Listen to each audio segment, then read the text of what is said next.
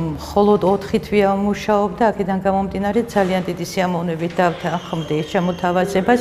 გამევლო ჟვანიას სახელობის ადმინისტრირების სკოლაში შემოთავაზებული კურსი. კურსი არის ფინანსური მენეჯმენტი და შიდა აუდიტის. ამ ფარგლებში ვსწავლობთ 11 საგანს, რომელიც ვფიქრობ, რომ ნამდვილად საჭირო არის ყველა საჯარო მოხელის ფუნქციონირებისთვის. ყველა საგანი ნამდვილად საჭიროა. უკვე ვგრძნობ, რომ უფრო მეტი ვარ, ვიდრე აქ მოვედი. აი თეორიული მასალაც ბევრი რამე არ მწოდნია თურმე და გავიღრმავე და უნაჩვევებით შესაბამისად ამ თეორიულ მასალასთან ერთად საკმარისი არის მუშაობის ფორმატი იმისთვის, რომ ამ უნაჩვევებისთვისაც რაღაც შემატებინა. Თითოეულ საგანში შევეხეთ და გავინცერეთ მრავალ საინტერესო თემას და სიახლეს, რაც აუცილებელია ჩვენი საქმიანობის განხორციელებისათვის.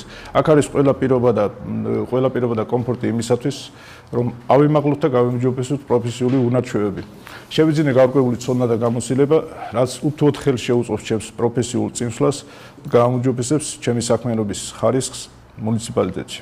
აქ წარმოდგენილი ვარ ცაგერის მუნიციპალიტეტიდან. 8 წელიწადია მუშაობ ამ მუნიციპალიტეტში. მადლობა მინდა გადაუხადო გუბერნატორს ბატონ პაპუნა მარგველიძეს, გამგებელს რევას ბენიძეს და ყველა იმ პიროვნებას, ვინც მე საშუალება მომცა სწავლა გამიგზელებია ერთვიანი კურსით ჟვანიას სახელობის სკოლაში.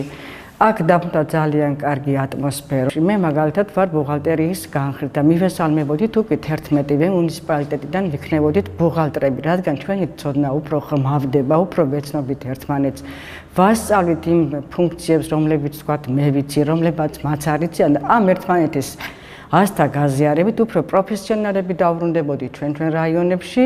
თუ კი გაისად კიდევ უფრო გარღვევებული წესით წამოვა ბუღალტერიის სწავლობა, დიდი სიამოვნებით ისევ წამოვალ მივიღებ უკეთეს ცოდნას და უკეთესი ცოდნით დავუბრუნდები ჩემს თანამდებობას და ჩემს რაიონს.